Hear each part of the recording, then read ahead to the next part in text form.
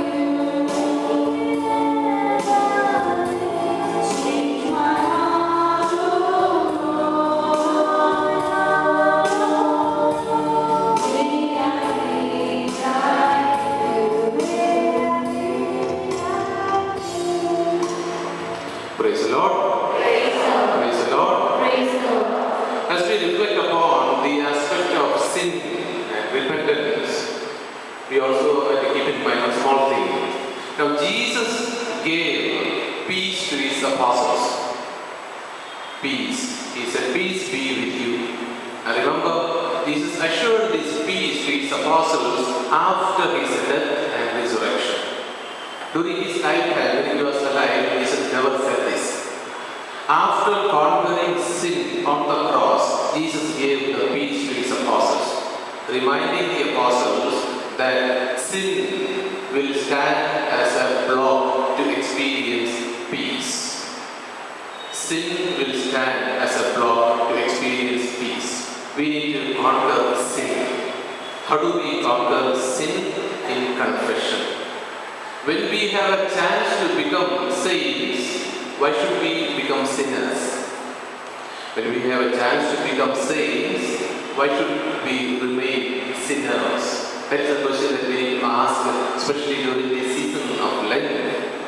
Every time we meet at the confessional, we are sinners, all of us. But we will get up from the confessional as saints, remember always. All those who come to me for confession, I tell them this first sentence. As you kneel at the confessional, you and me are sinners, equally sinners. But we get up from the confessional, we are saints. So the Lord is giving us time and again the opportunity to become saints.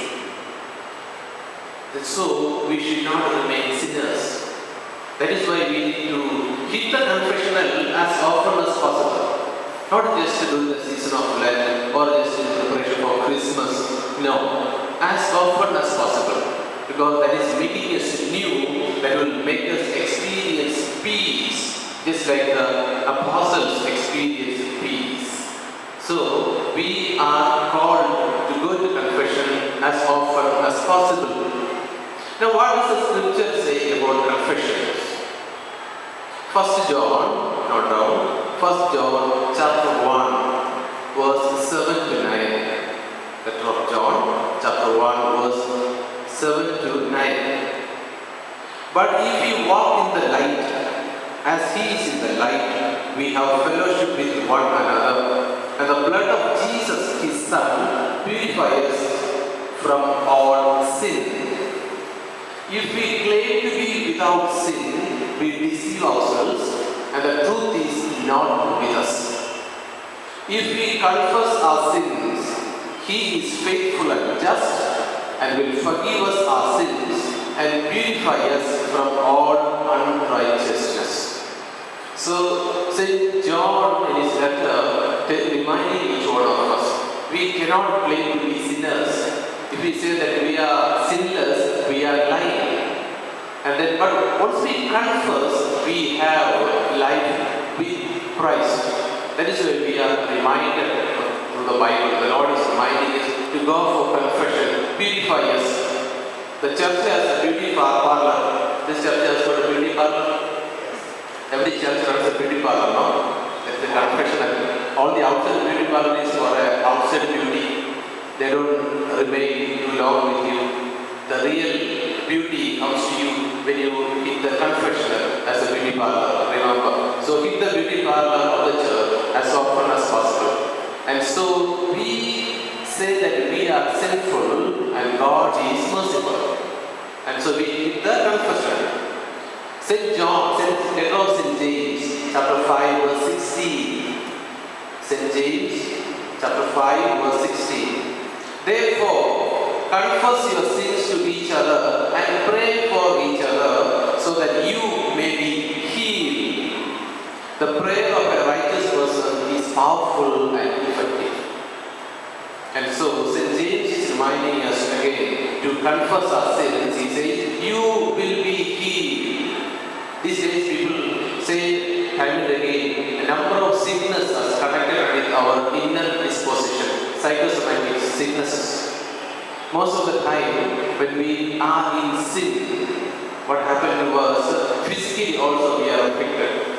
But it's mentally and then gradually we are physically also affected.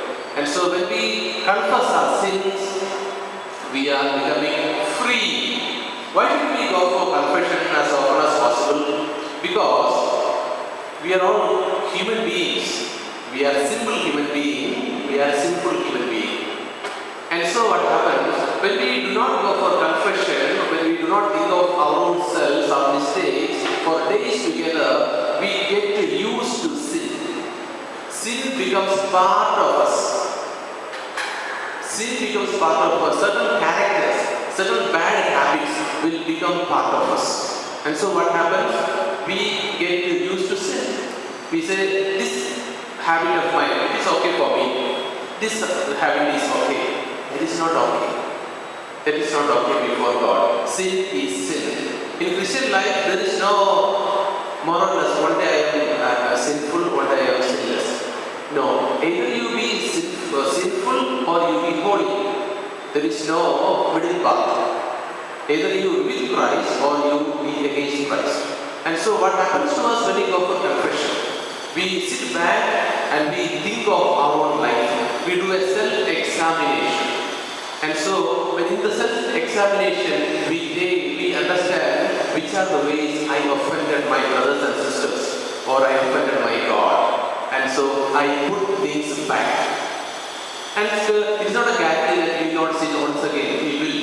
But then we are putting things right with God and with His people.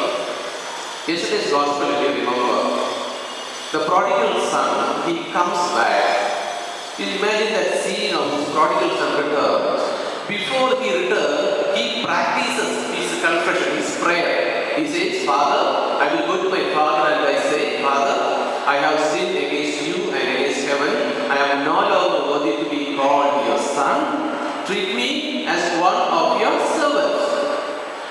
he meets his father, does he say the whole thing? No. He says, Father, I have sinned against you and against heaven. I am no longer worthy to be called your son. That's all. Father does not allow him to say the next. Because the moment he returned, he is his son once again. He has become his son once again. He cannot be a servant. And so Father embraces him. And so even the prayer that he has practiced, Father does not allow him to say the whole thing. That is our God. And remember, all of you must be parents, grandparents. If your son or daughter makes a mistake, I'm sure you forgive, but there is a condition. So you say, no, next time if you repeat, your punishment will be too much. I will punish you next time. So there is a condition. What is the condition? This is your last warning. No more. Look at this prodigal son's parable. Does the father say anything about warning? He confesses his sin. Father does not speak to him anything. He is busy with the celebration. Father does not give him a warning. And so an embrace forgives all his sins. Maybe the prodigal son, after returning home, he must have sinned again. Father is not worried about his past. Father is not worried about his future. Father forgives him at the present. That is why when we go to the confession, Jesus forgives our sins and he forgets our sins. Jesus forgives our sins and he forgets our sins. Now here is a problem. We go for confession. We confess all our sins and we feel free. We are free. And then we get back home. The devil is very clever. The devil will remind you of your old sins. Yes or no? We are forgiven, but we can't forget the mistake which are committed by us. We can't forget. And so what happened? The devil is very clever. The devil will remind you of your sin, old sins. Old sins when you are reminded of, once again you feel bad. Gradually, once again you feel guilty on the sins that Jesus has forgotten. That is why sometimes confessions, people go over and over again, confess the same sins. Always remember, once you have confessed a sin at the confessional, Jesus already heard it, he forgave and he forgot. But the human psychology is such, we can't simply delete things from our memory. It remains, the memory remains. And so, when you are reminded once again, or when you are feeling guilty of the old sins once again, you forgive yourself. You forgive yourself. Example, imagine that you get a cut in your hand. You go to the hospital, doctor will put a stitch, and doctor says, next 10 days, you need to press it up and take this tablets, you take this antibiotic and take good care. You come back home, do you remove the bandage and throw it away? No. The doctor needs your cooperation. You need to cooperate with the doctor to get a complete healing of your wound, the physical wound. The same way, the master doctor who forgives our sins, he needs our cooperation. After being forgiven, we are falling in the guilt of the old sins once again. The Lord will be telling, why are you feeling guilt? Lord, about that sin. Which sin? That sin that I have committed, oh my daughter, my son, I have forgotten already. And so, every time when we go to the confessional, we are getting up as a new person. Never be feeling guilty about the old sins. Take Proverbs chapter 28 verse 30. Proverbs chapter 28 verse 30. Whoever conceals their sin do not prosper, but the one who confesses and renounces them finds mercy. If we hide our sins, how long can we hide our sins? A few days, maybe a few years, we can hide some sins from our people, but not from God. We cannot hide sins from God. Psalm 139. Lord, where can I hide from your spirit? Lord, where can I hide from your spirit? We are simply open and naked before God. We cannot put up a show before God. Before people, yes, I can come next year and speak about a sin and confession. I myself do not go for confession. And then God knows. God is aware of each one of us. We cannot hide from God. And so, Book of Proverbs says, whoever conceals their sin does not prosper. You are having sin, he does not prosper. But the one who confesses and renounces them finds mercy. Psalm chapter 32, Psalm 32, verse 3 to 5. When I kept silent, my bones wasted away through my groaning all day long. For day and night your hand was heavy on me. My strength was exhausted as in the heat of summer. Then I acknowledged my sin. Verse 5. I acknowledged my sin to you and did not cover up my iniquity. I said, I will confess my transgressions to the Lord, and you forgave the guilt of my sin. Through the prophet, through David, the psalmist, the Lord is reminding, when I kept my sin, my bonds were dried up. I could not experience peace. I had a sickness. But then, when I acknowledged my sins, you forgave the guilt of my sin. And so when we confess our sin, the Lord forgives us. And so we are becoming new. Now there is a small condition. What is this condition? A small condition in this aspect of forgiveness. Condition is this. We pray our Father, no? Forgive us our trespasses as we forgive those who trespass against us. When our forgiveness needs to be complete, we also need to extend this forgiveness to the other. That's the next point. Now, I told you the importance of confession, that you are becoming free. The Lord has forgiven you and me. And so, the next step is, for the forgiveness to become complete, I need to express that forgiveness to others. Who are those people we need to forgive? Now, when suppose I walk towards you, I stumble against you, I say sorry. That is simple, very easy. Forgiving someone who does not deserve your forgiveness, that is the real forgiveness. Forgiving someone who does not deserve your forgiveness. There comes a real challenge of forgiveness. Can you forgive? Yes, Father, I can forgive. If you ask me of forgiveness, sure, I can forgive, no problem. Even at the confession in the name of Christ, we are forgiving.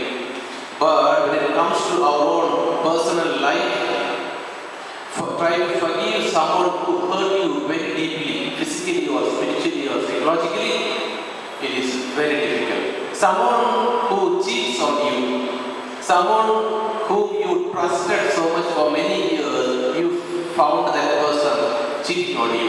Can you forgive? Can you forgive? Is it easy to forgive? You can forgive, but it is not that easy. It is not that easy. Easy to preach about forgiveness. Can we take an anticipatory way?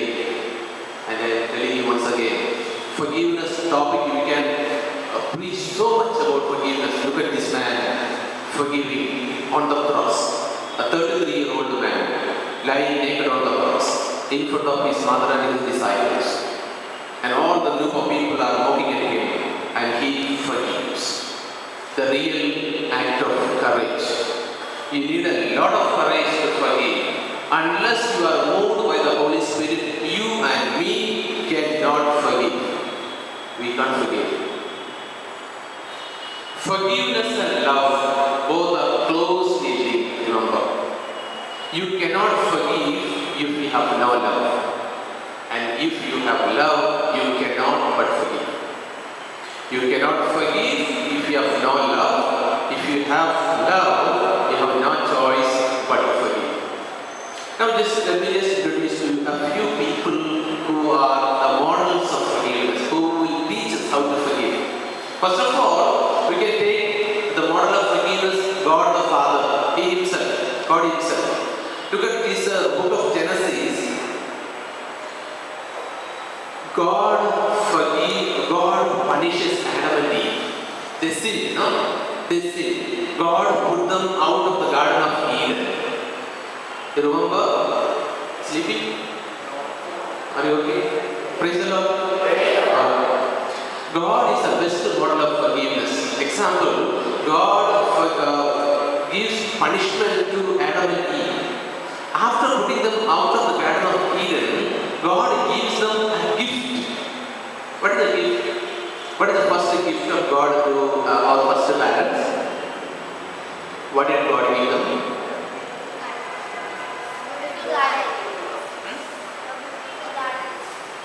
After sin, they are put out of the garden. After that, God gave them something. Mark of forgiveness, what is that? God gave them clothes, God gave them clothes made of skin of the animal. So far, Adam and Eve were wearing a cloth with leaves. God knows that winter is coming. Leaves will not do much. God gave them a cloth made of skin. It's a mark of forgiveness. God is also just. God is loving. God is forgiving. God is also just. God punishes. But at the same time, God also forgives. So, and then God gives them a cloth made of skin of the animal. Chapter 3, chapter 4, verse 15. Cain, the first model. Cain kills Abel. And then Cain repents. He goes through a sense of pain. He says, now all those who are looking at me, they are going to kill me. Cain says. But then the Lord says, not so. Nobody is going to put a hand on you. And God puts a mark on Cain. A mark of forgiveness. So God is the best model of forgiveness. Forgiving someone who does not deserve his punishment. Does not deserve his forgiveness. And so just look at the people of Israel. God take them out of Egypt and bring them miraculously to the land of Canaan. And as these people walk, how many days they walk? How many days journey actually from Egypt to the promised land? 40 days. But then how many days they do? 40 years. This is the reason. They were sinning. What happens to these people of Israel? They sin against God. And God will punish them. And they cry for mercy to Moses. Moses will intercede for these people. And God will forgive. Again, they start the journey. After a few days, again, complain. No wonder we are tired of this manna. This manna has not taste. Food of the angels are given to him, given to these people of Israel. They said, this manna we do not want. We are tired of this manna. And then God punishes them again. People cry for mercy. Moses will intercede. God relents. God will forgive. So this is a circle going on. God, people sin. God punishes. Moses intercedes. God again shows the mercy. And so God is the best model of forgiveness. As we move forward, we find another person, one aspect of this, King David. King David is another beautiful model of forgiveness. I tell you why. 1 Samuel chapter 24, verse 9 to 16. 1 Samuel chapter 24, verse 9 to 16. Now, for a long time, people of Israel were led by God Himself as their leader. But the people of Israel looked around all other nations and saw they are having kings. All other kingdoms are having kings. We do not have. And so they asked Prophet Samuel, give us also a king. Now God did not like that because God is their king. And in place of God, they are asking for a human king. God punishes them. That is another story altogether. But then God says, give them a king. And so Prophet Samuel anoints Saul as the first king of Israel. And so King Saul was ruling the people of Israel for years, and slowly he has to face a problem. problem from the Philistines. The famous man, the tall man, Goliath. He comes as a challenge to Saul. And so Saul is pushed to the corner. He looks for help. And then we have David, a small little boy, comes. He kills Goliath and David becomes famous. As David gains momentum and popularity, Saul thought that his popularity is going down. Saul becomes angry and jealous. His anger and jealousy took a very ugly turn that Saul wanted to get rid of David. He wanted to kill David. By all means he wants to kill. This is what we will see in 1 Samuel chapter 24, 9 to 16. Saul, with his 3,000 trained men, running after David to catch him and slaughter him. But then David is running for his life with a few of his companions. Now both of them happen to be hiding in the same cave.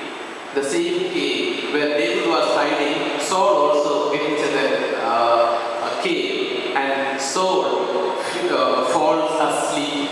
He is sleeping. And then David goes near to him. Saul is planning to kill David. Now the same Saul is sleeping. And so the companion of David, he says, come on, let us kill Saul. Kill him. Because he is the one seeking after your life. This is a chance. God has delivered him into your hands. In war, is it legitimate to kill the other in war? Yes, no? In defense, of course, our soldiers, in defense, it is legally right for David to kill Saul, to prevent his life. But then David says, who am I to lay my hand on the God's anointed? Who am I? David's sense of justice, David's aspect of forgiveness, his respect for God's will is highly appreciated. What he does not kill Saul, he cuts a little part of his cloth and he takes his spear and goes to the other side of the mountain. And he calls from there, Saul, King Saul, I have taken a little piece of your cloth and also a spear, and I am standing here. Send one of your soldiers, I will hand this over to that person. At that point, Saul realizes that David has spared his life. David has every chance to kill Saul, who is seeking his life, but then he did not. And you hear Saul is saying to David, oh my son David, is that you? My son David. So far Saul was in search of David's life, but now because of the one action of forgiveness from David, he says, oh my son David, is that you? You spared my life? You spared my life? And Saul blesses David and he goes back home. He goes back to his country, he continues to rule, and eventually he is killed. David becomes the king of Israel. Now because of this one action of forgiveness, God blessed David. Now not only David was blessed, even his generations were blessed. His one action of forgiveness brought blessing from God, not only to him, but to his generations to come. So always remember, your one action of forgiveness will bring blessing, not only to you, to your children, your children's children, their future generation. So when you forgive someone who does not deserve your forgiveness, not simply think that God is going to bless me alone. No. God will bless you and your whole family and the generations to come. Example is David. So David can be seen as an image of Christ, forgiving someone who did not deserve his forgiveness. Just look at the person of Jesus. He is forgiveness personified. If forgiveness as one person, forgiveness is equal to who, we can simply say it is Jesus. Matthew chapter 26 verse 50.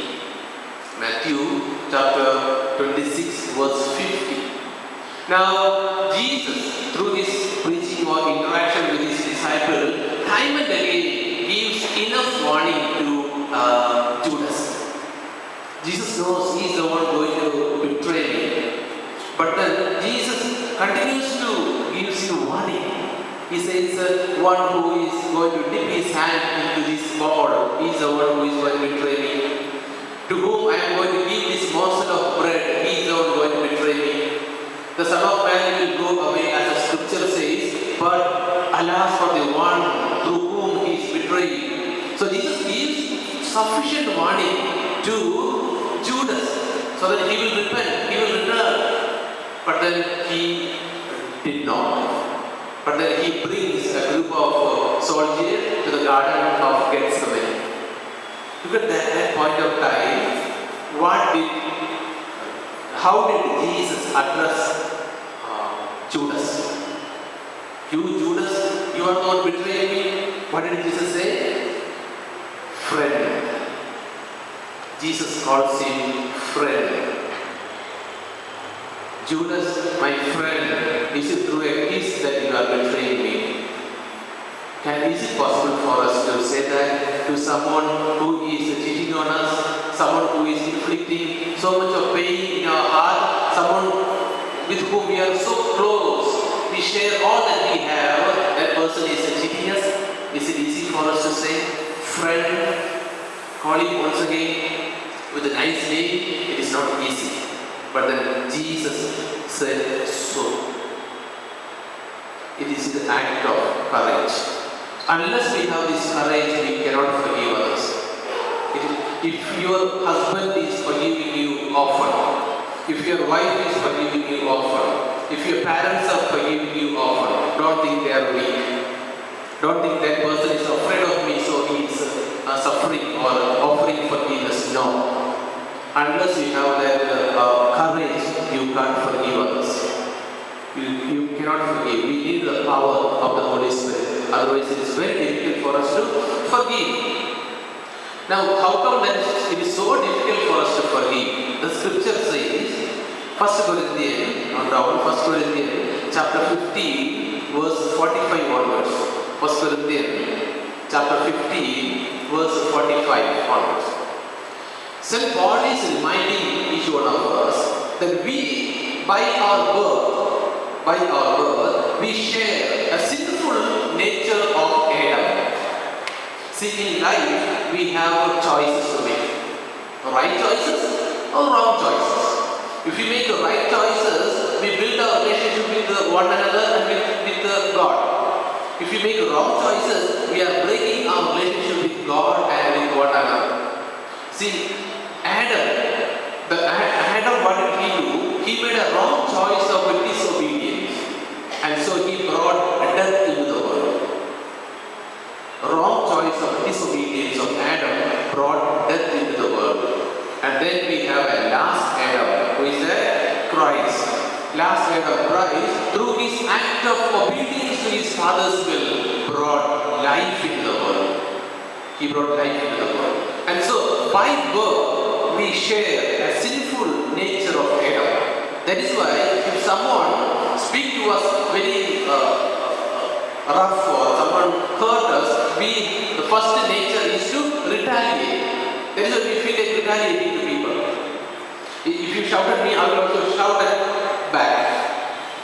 See, this is because we have the innate nature. It is natural. It is natural for us to retaliate because we have that inbuilt natureness, Adam's nature. But then there is a problem. Here there is a problem, especially for us Christians. In baptism, St. Paul continues to say, in baptism we share the nature of Christ. In baptism we also share the nature of Christ. And so, in baptism we are taking a huge risk. That is why Christian life is not an easy life. Christian life is not an easy life. Christian life is a risky life. It is a risky life. Because if we do not forgive others, even after claiming to have Christ's nature, you and me are called to question. So for the people who do not know about the nature of Christ, who do not accept Christ, they have no punishment. They do not know. Those who know it, those who are given more, expected more. If you are given 10 talents, you are expected 20 back. If you are not given anything, then it's fine. That is why, do you celebrate your baptism? In our St. Louis and our baptism, what is celebration? During the baptisms, we have a still area down there, beautiful decoration, and so many relatives are called and beautiful celebration. So in talking to my friend, I said, wonderful, then we celebrate, very nice. You celebrate and enjoy, but remember, you are putting yourself into a greater risk. Tomorrow, you can't say that I can't forgive that person. Why? Because he hurt me very badly, I can't forgive that person. But the Christ will tell you, in baptism, you share my nature. And you help your child also to share that nature. Now you have no choice but to forgive. And so, remember, Christian life is a risky life. Always remember.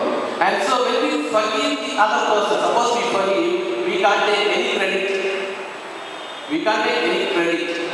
I forgive that person. There is no credit for you and me. That is what we are expected to do. That is why St. Paul, 2 Corinthians, he said the second letter to the Corinthians, he says 5-7, if anyone is in Christ, he is a new creation. The old is gone, and we have become new. The old is gone. That is why I said, once we hit the confessional, we are becoming new.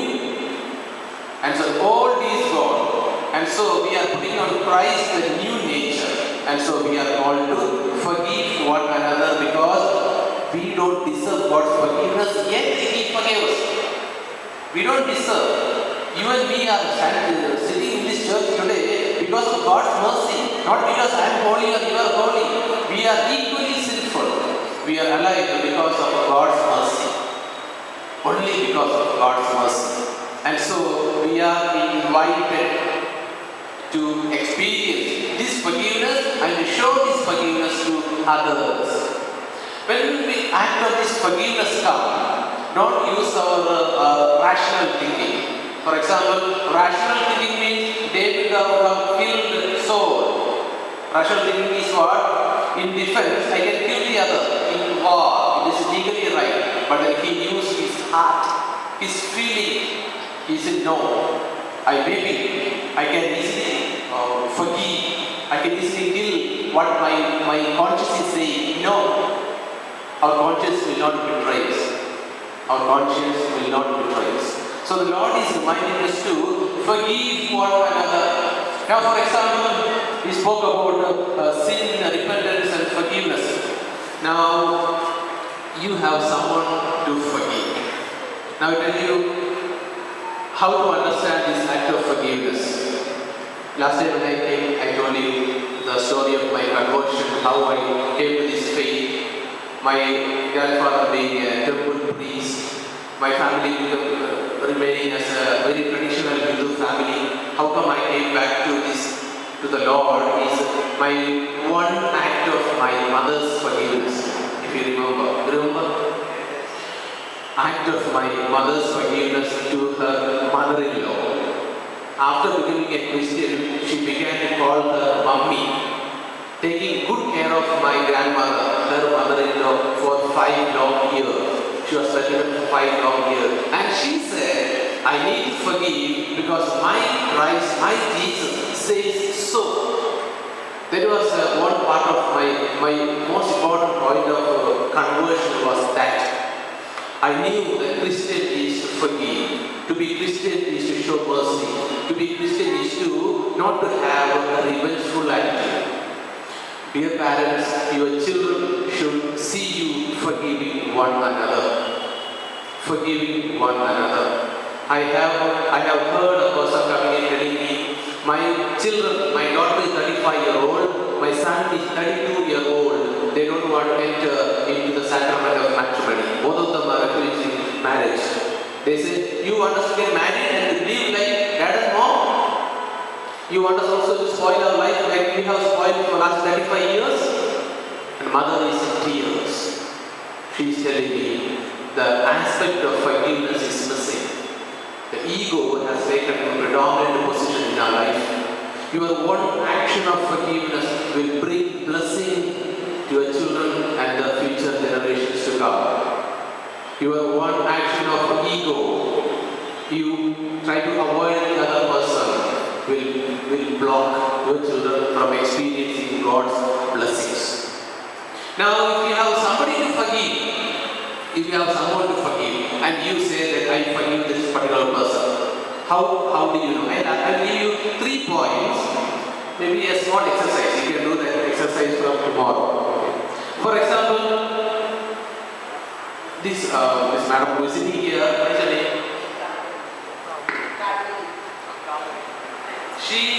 She hurt me very badly through her words.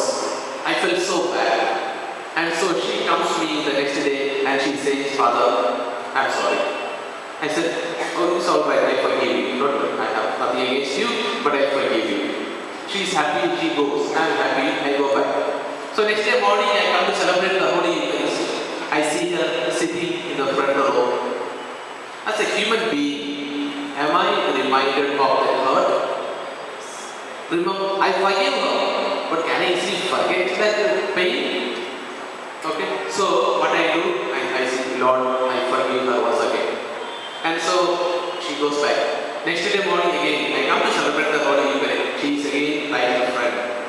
As a human being, I am once again reminded of that hurt. This is where the words of Jesus were taken very seriously. Jesus says, forgive 70 times 7. Why he said so many times we need to forgive that person only? He knows. Jesus knows it is difficult for us to forgive. Jesus can forgive. Jesus can forgive. We cannot forgive. Very difficult. Very difficult, I tell you. I can say so many nice things about forgiveness. Got the examples, the movie, the least of these. I don't know many of you have watched this beautiful movie of Graham Stane. Gladys says, whoever did this, I forgive.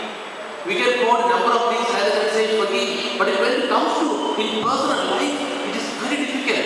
And Jesus knows. He knows we are simple human beings.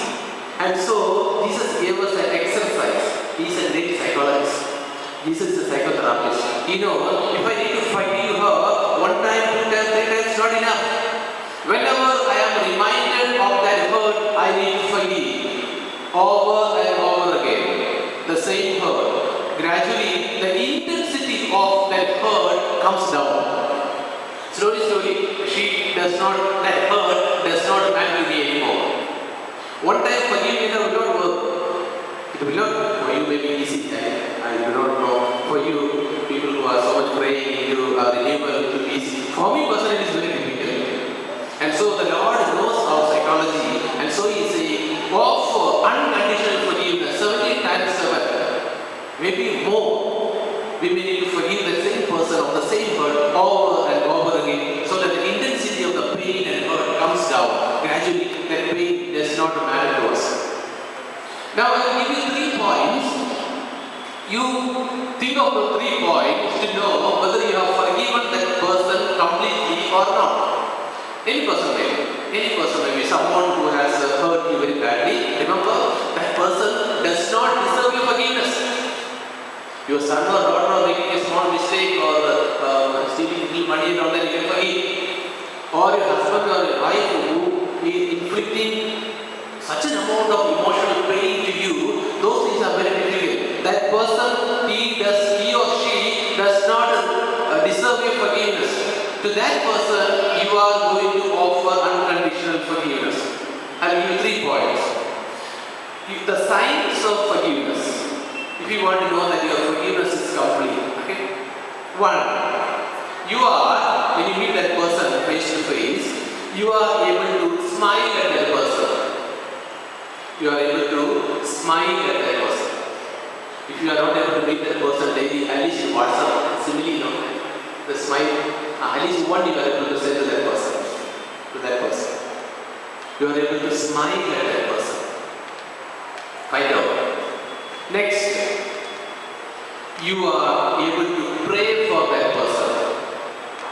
Praying is not in the church, not in the prayer group. In the prayer group, in the church, you can make beautiful prayers. For anybody you can pray. Even for the adults we can pray. No problem, we can pray. But in your personal prayer, can you bring that person in prayer? Can you pray for that particular person?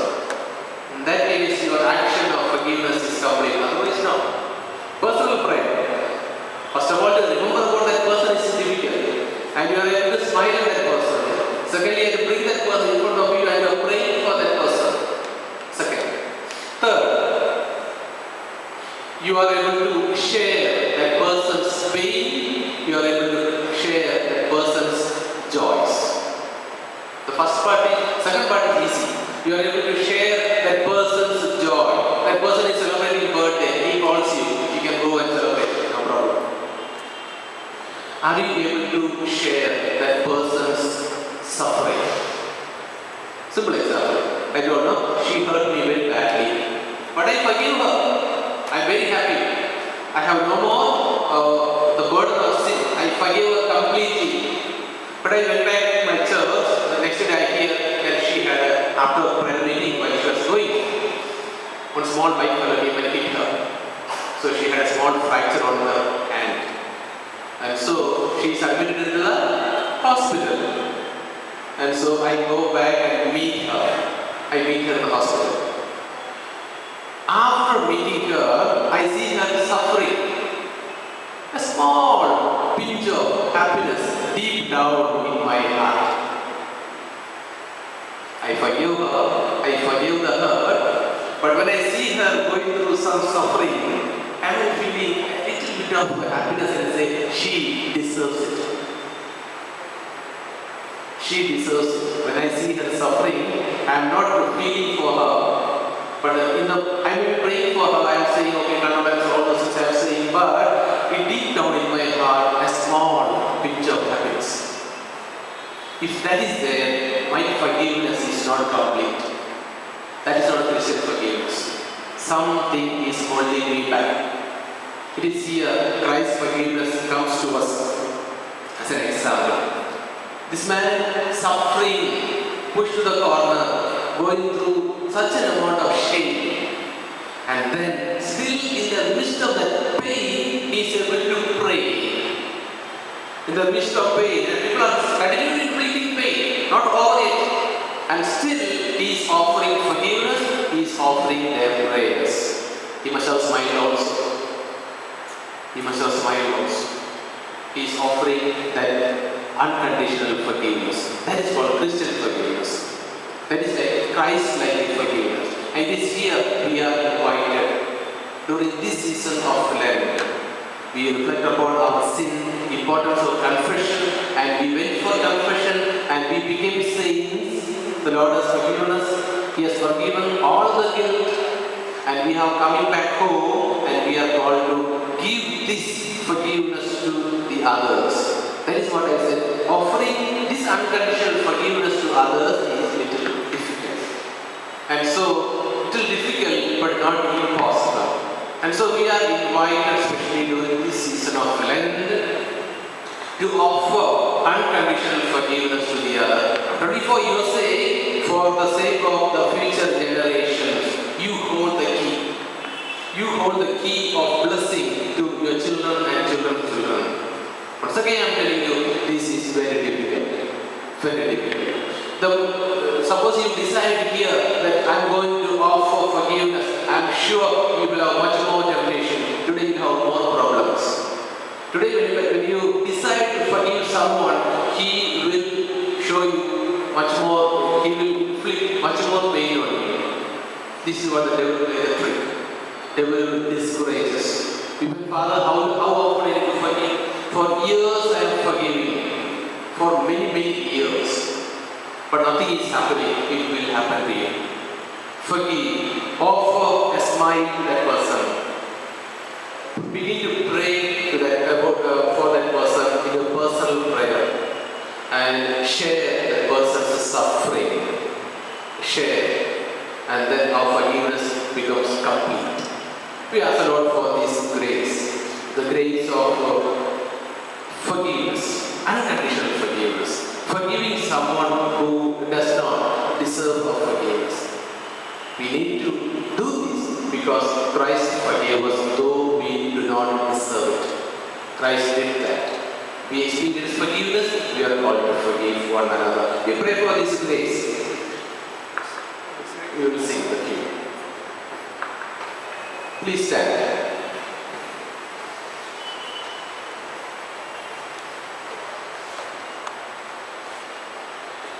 As you stand before the Lord, as people who experience His forgiveness, as people who are invited to forgive others, first of all, believe that God can forgive you and God can help you forgive others. Believe that. That is the first part. Second, close your eyes and bring that person or persons who hurt you very badly. Bring that person before your eyes. Offer him or her your forgiveness. It is difficult.